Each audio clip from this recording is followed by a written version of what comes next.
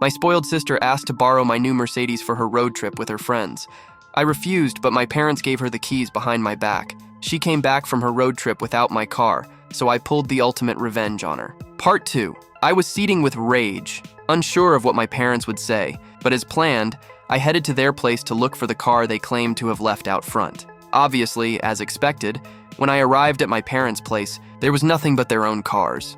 I was utterly dumbfounded. To my surprise, despite it being past 10:30 p.m., my parents were waiting for me at the gate for some unknown reason. I approached them, furious, demanding to know what had happened to my car. They apologized profusely, explaining that my sister really needed it for her road trip to Spain. Insisting on having my Mercedes, they suggested I could use their cars for the time being.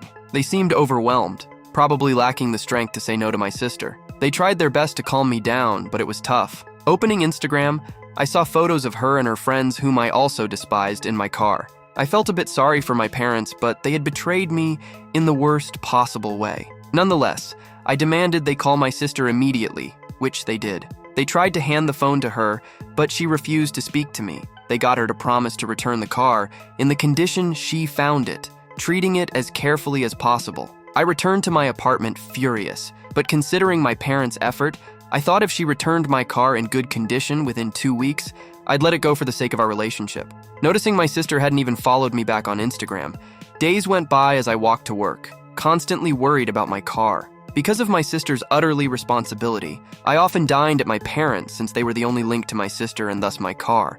Given her refusal to speak to me, I wanted to make her pay, but my parents said they were helpless. About a week into her trip, which she started 3 days early to ensure she had my car, I went to have dinner at my parents'. I couldn't explain why, but they seemed extremely anxious. That day, they awkwardly assured me during dinner that everything was fine. The car was in good shape, but I sensed they were lying. It had been a week since she left, with 18 days until her return. I went home, planning to visit again in 3 days. During that time, I noticed my sister's stories no longer featured my Mercedes. When the day came, I asked my parents about the car. My mother burst into tears and ran upstairs.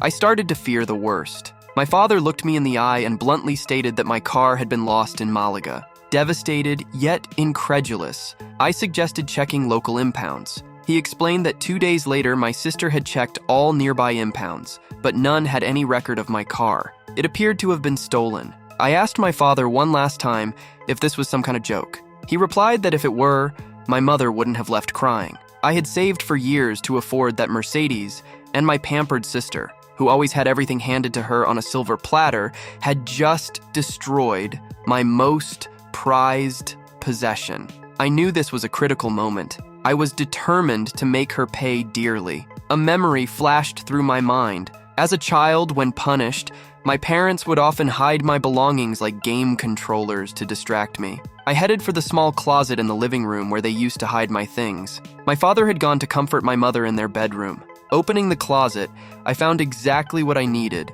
the keys to the new apartment my parents had bought for my sister for university. I was about to give her a taste of her own medicine